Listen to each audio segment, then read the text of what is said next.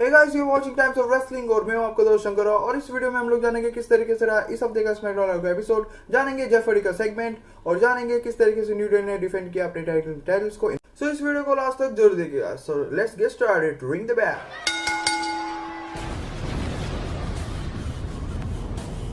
SmackDown Raw की बात की जाए तो यहाँ पे खास लगा नहीं, ठीक ठाक ही था, जस्ट लाइक लास्ट वीक का जो एपिसोड था वैसे ही। यहाँ पे सबसे पहले शो की शुरुआत होती है मिज एंड मॉरिसन के एक टॉक शो के साथ, जहाँ पे हमें गेस्ट देखने को मिले जेफ हार्डी। हे आहा मिज एंड मॉरिसन हे आहा stupid के शो पे गेस्ट थे the Enigma the Hardy Boy Jeff Hardy.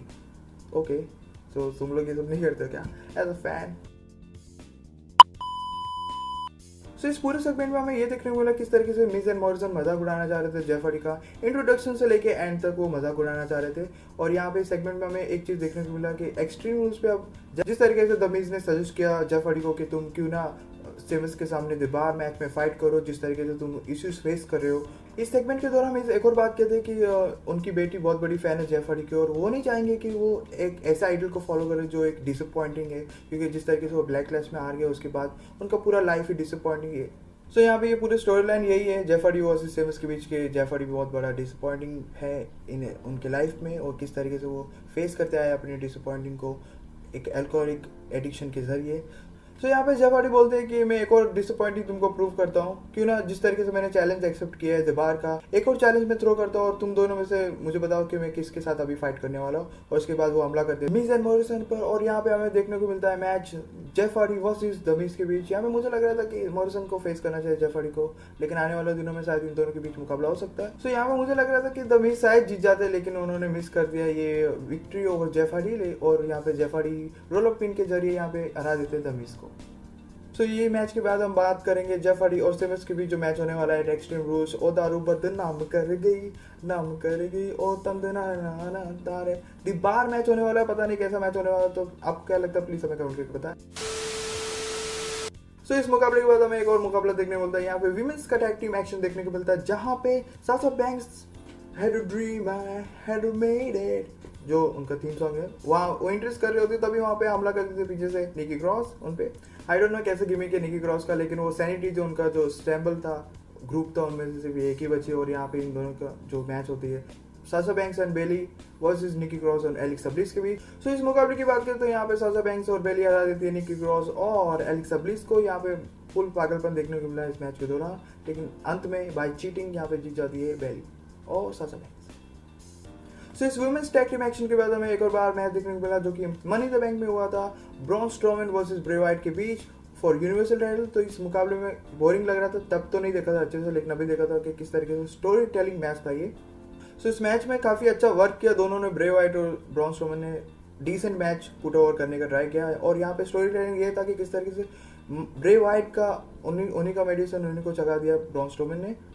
सो यहाँ पे मैच का एंड होता है, ब्रॉन स्ट्रोमन पहन लेते हो ब्लैक शिप वाला मास्क और फिर ये उनकी स्ट्रेटजी होती है कि ब्रे वाइट को लगता है कि वो वापस आ चुके हैं, उनके फ्रेंड बन चुके हैं, लेकिन नहीं, यहाँ पे वो फिर से ब्रॉन स्ट्रोमन ही रहते और हरा देते इस मुकाबले में ब्रे वाइट को। So the story will continue और शो द एक्सट्रीम रूल्स में ब्रॉन स्ट्रोमन और ब्रे वाइट एक और बार मिलने जा रहे हैं और यहाँ पे इन दोनों के बीच इस बार होने वाला है स्वाइप मैच। तो ये स्वाइप मैच कैसे होगा किसी को कुछ पता नहीं।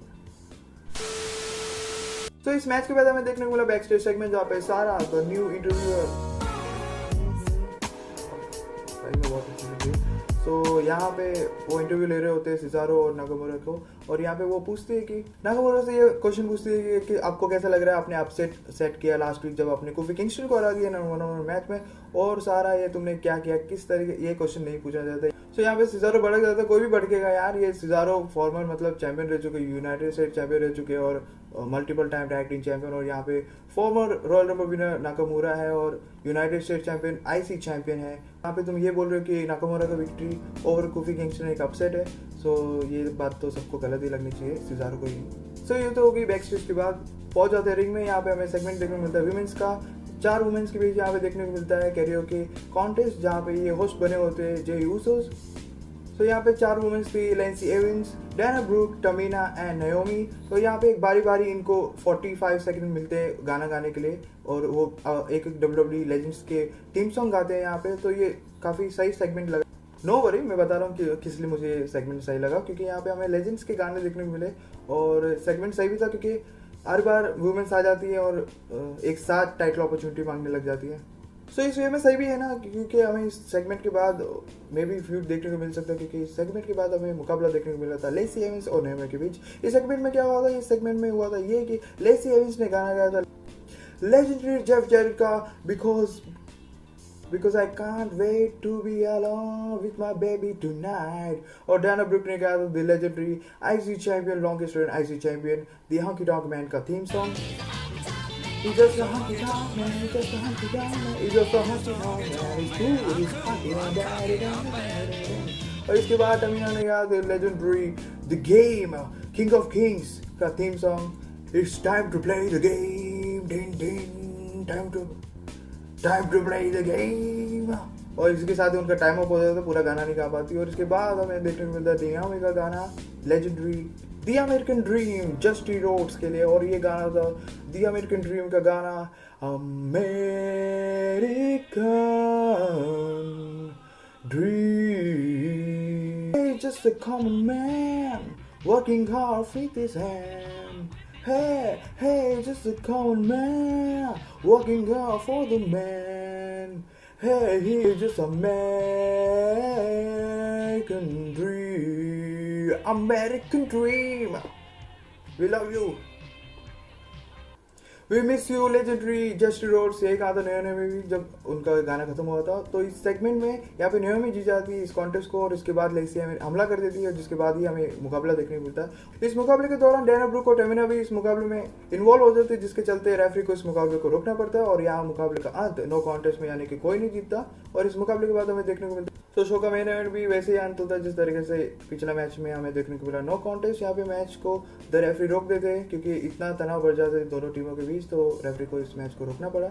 और यहाँ पे मैच के बाद सिजारो एंड न्यू डे को टेबल पे पटक देते हैं। जी हाँ दोस्तों, यहाँ पे सिजारो निकाल देते हैं रिंग के अंदर से 1 2 3 गेट द टेबल्स। तो यहाँ पे इन फ्यूचर हमें इन दोनों टीमों के बीच टैग टीम एट ऑरल शो एक्सट्रीम रूल्स पेपर पे टेबल्स मैच देखने को मिल सकता है for tag team titles. So friends, आज का शो यहीं पे खत्म होता है, और नेक्स्ट वीक हमें देखने को मिलेगा एज स्टाइल और मैट रिडल के बीच फॉर इंटरकॉन्टिनेंटल चैंपियनशिप मैच। और ये बात हमें सारा ने बताया, बैक स्टेज इंटरव्यू हो रहा था जब एज स्टाइल का। सो समय समाप्ति घोषणा हो चुकी है। सो यहीं पे शो का अंत होता है और इस वीडियो का भी। अगर आप ये वीडियो फेसबुक पे देख रहे हो तो प्लीज हमें फॉलो कीजिए, या फॉलो बटन दबा के, और अगर ये वीडियो आप यूट्यूब पे देख रहे हो तो प्लीज इस चैनल को सब्सक्राइब कीजिए। और भूलिएगा नहीं, कमेंट करके हमें बताइए आपको ये शो कैसा लगा। और इस वीडियो को आप लाइक भी कर सकते हैं, और ज़्यादा से ज़्यादा शेयर कीजिए। देखने के लिए इस वीडियो को धन्यवाद। शुभरात्रि शुभरात्रि शुभरात्रि, फिर मिलेंगे।